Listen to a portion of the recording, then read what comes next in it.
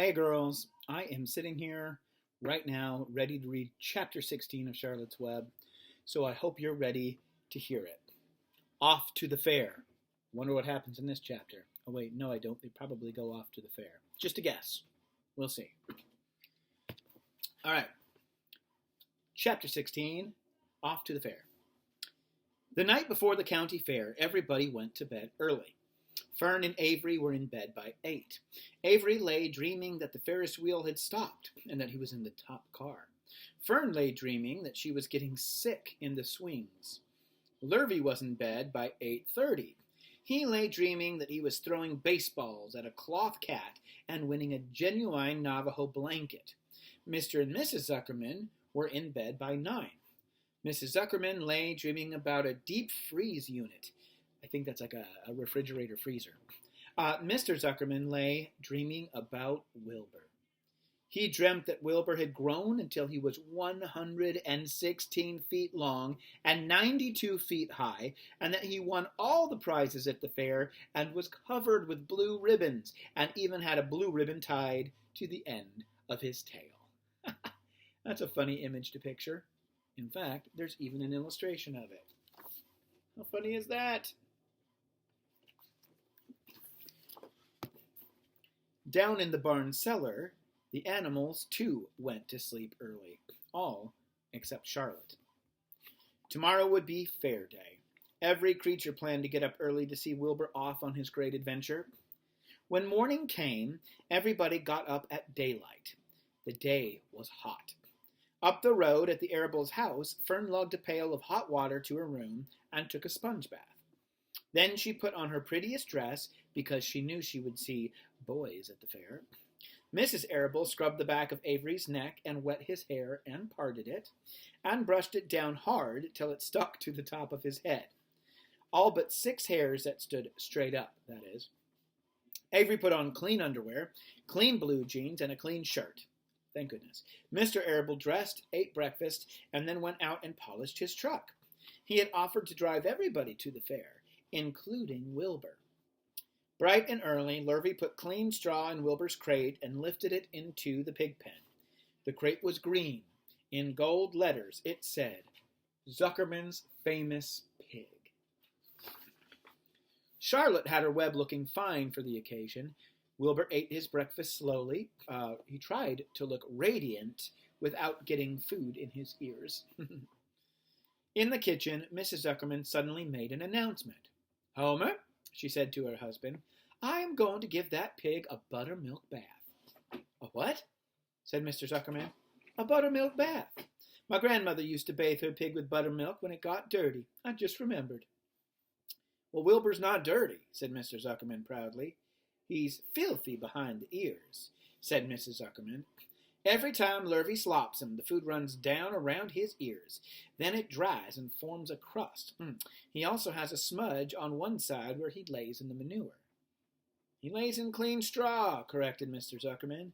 Well, he's dirty, and he's going to have a bath. Mr. Zuckerman sat down weakly and ate a donut. His wife went to the woodshed. When she returned, she wore rubber boots and an old raincoat, and she carried a bucket of buttermilk and a small wooden paddle. Edith, you're crazy, mumbled Zuckerman, but she paid no attention to him. Together they walked to the pig pen. Mrs. Zuckerman wasted no time. She climbed in with Wilbur and went to work. Dipping her paddle in the buttermilk, she rubbed him all over. The geese gathered round to see the fun, and so did the sheep and the lambs. Even Templeton poked his head out cautiously to watch Wilbur get a buttermilk bath. Charlotte got so interested, she lowered herself on a drag line so she could see better. Wilbur stood still and closed his eyes. He could feel the buttermilk trickle down his sides. He opened his mouth and some buttermilk ran in. It was delicious. Here's an illustration of his buttermilk bath. He felt radiant and happy. When Mrs. Zuckerman got through and rubbed him dry, he was the cleanest, prettiest pig you ever saw. He was pure white, pink around the ears and snout, and smooth as silk. The Zuckermans went up to change into their best clothes. Lurvy went to shave and put on his plaid shirt and his purple necktie. The animals were left to themselves in the barn. The 7 goslings paraded around and round their mother. Please, please, please take us to the fair, begged a gosling. Then all 7 began teasing to go. Please, please, please, please, please, please, please, please. They made quite a racket. Children, snapped the goose, we're staying quietly, idly at home. Only Wilbur is going to the fair. Just then Charlotte interrupted.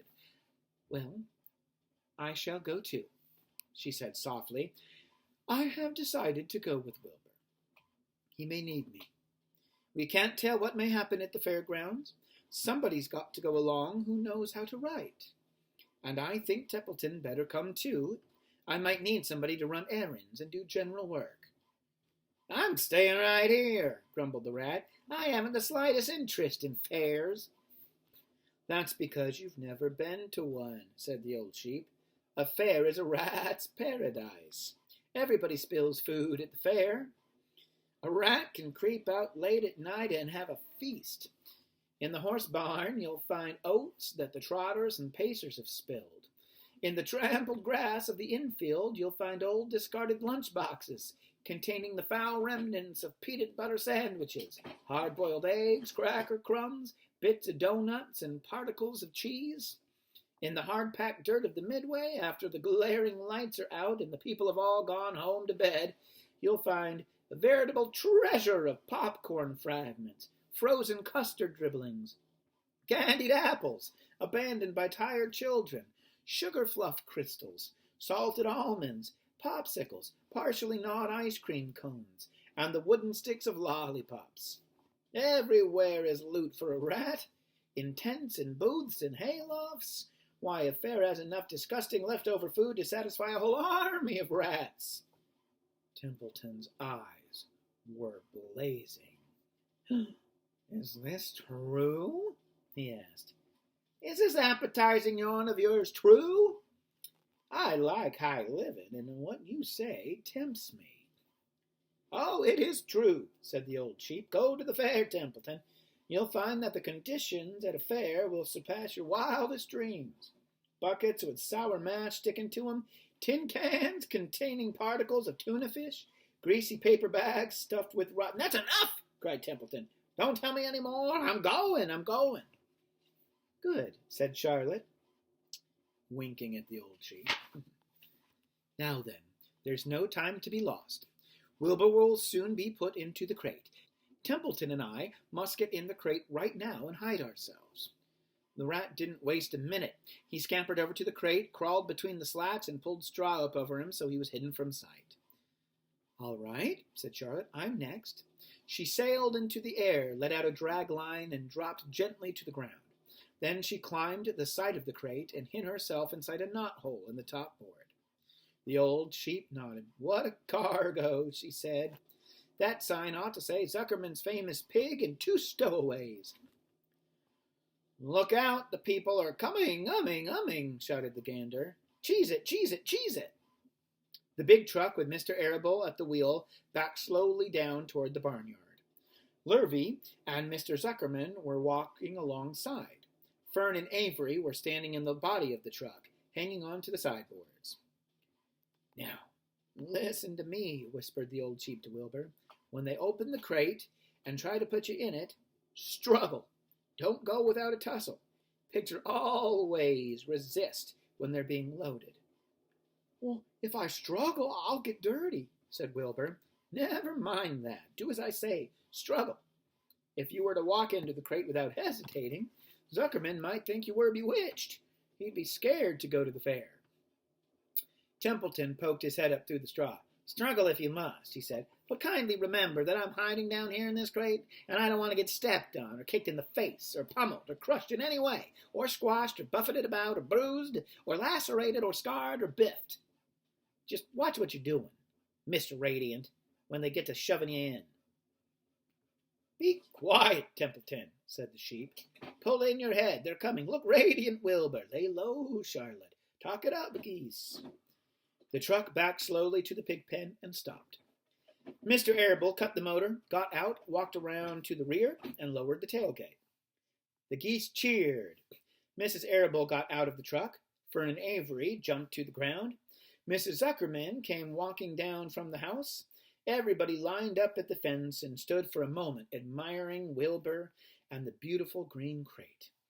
Nobody realized that the crate already contained a rat and a spider. "That's some pig," said Mrs. Arable. "He's terrific," said Lurvy. "Oh, he's very radiant," said Fern, remembering the day he was born. "Well," said Mrs. Zuckerman, "he's clean anyway. The buttermilk certainly helped." Mr. Arable studied Wilbur carefully. "Yes, he's a wonderful pig," he said. "Hard to believe that he was the runt of the litter. You'll get some extra good ham and bacon, Homer, when it comes time to kill that pig." Wilbur heard these words, and his heart almost stopped. "I think I'm going to faint," he whispered to the old sheep who was watching. "Kneel down," whispered the old sheep. "Let the blood rush to your head." Wilbur sank to his knees, all radiance gone. His eyes closed. "Look!" screamed Fern. "He's fading away." "Hey, watch me!" yelled Avery, crawling on all fours into the crate. "I'm a pig! I'm a pig!" Avery's foot touched Templeton under the straw.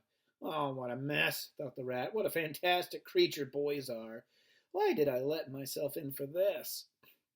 The geese saw Avery in the crate and cheered. "Avery, you get out of that crate this instant," commanded his mother. "What do you think you are?" "I'm a pig!" cried Avery, tossing handfuls of straw into the air. "The truck is rolling away, Papa," said Fern. The truck, with no one at the wheel, had started to roll downhill. Mr. Arable dashed to the driver's seat and pulled the emergency brake. The truck stopped. The geese cheered. Charlotte crouched and made herself as small as possible in the knothole so Avery wouldn't see her. "Come out at once," cried Mrs. Arable. Avery crawled out of the crate on hands and knees, making faces at Wilbur. Wilbur fainted away. "Oh, the pig's passed out," said Mrs. Zuckerman. "Throw water on him." "No, throw buttermilk," suggested Avery. The geese cheered. Lurvy ran for a pail of water. Fern climbed into the pen and knelt by Wilbur's side. "Well, it's sunstroke," said Zuckerman. "The heat is just too much for him." "Maybe he's dead," said Avery. "Come out of that pig pen immediately," cried Mrs. Arable.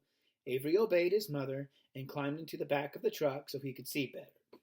Lurvy returned with cold water and dashed it onto Wilbur. "Throw some on me," cried Avery. "I'm hot too." "Oh, keep quiet," hollered Fern. Her eyes were brimming with tears. Wilbur, feeling the cold water, came to. He rose slowly to his feet while the geese cheered. "He's up," said Mr. Arable. "I guess there's nothing wrong with him." "I'm hungry," said Avery. "I want a candied apple." By the way, here's a picture of Lurvy throwing that water on Wilbur. Splash.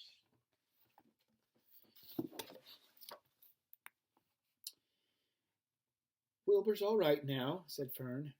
"We can start. I want to take a ride on that Ferris wheel." Mr. Zuckerman and Mr. Arable and Lurvy grabbed the pig and pushed him headfirst into the crate. Wilbur began to struggle. The harder the men pushed, the harder he held back. Avery jumped down and joined the men. Wilbur kicked and thrashed and grunted. "Oh, nothing wrong with this pig," said Mr. Zuckerman cheerfully, pressing his knee against Wilbur's behind. "All together now, boys. Shove." With a final heave, they jammed him into the crate. The geese cheered. Lurvy nailed some boards across the end so Wilbur couldn't back out. Then, using all their strength, the men picked up the crate and heaved it aboard the truck. They did not know that under the straw was a rat, and inside a knothole was a big gray spider. They only saw a pig. "Everybody in," called Mr. Arable. He started the motor. The ladies climbed in beside him. Mr. Zuckerman and Lurvy and Fern and Avery rode in the back, hanging on to the sideboards. The truck began to move ahead. The geese cheered. The children answered their cheer, and away went everybody to the fair. That's the end of chapter 16, Off to the Fair. The next chapter, chapter 17, is called Uncle, and I'll be back soon with that one. Bye for now.